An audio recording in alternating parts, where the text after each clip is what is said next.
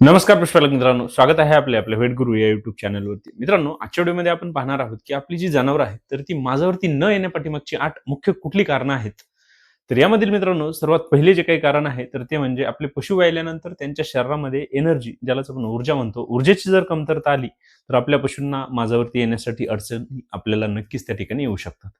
दुसरे जे काही महत्त्वाचे कारण आहे तर ते म्हणजे आपल्या पशूंच्या शरीरामध्ये मिनरल्सची कमतरता असेल, फॉस्फरस असेल, झिंक असेल, कॉपर असेल, कोबाल्ट असेल, आयर्न असेल, आयोडीन असेल, यांची कमतरता जर आली तर त्या ठिकाणी सुद्धा आपल्या पशूंना माझ्यावरती येण्यासाठी अडचणी पाहायला मिळू शकतात.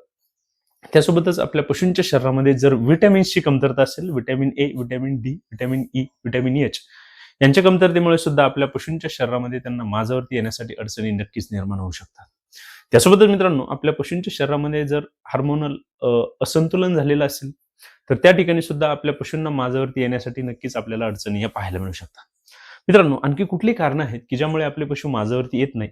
आपल्याला जर या विषयावरती सविस्तर माहिती पाहिजे असेल तर त्याचा व्हिडिओ आपल्या युट्यूब चॅनलवरती अपलोड केलेला आहे. आपण तो नक्की पहा. धन्यवाद.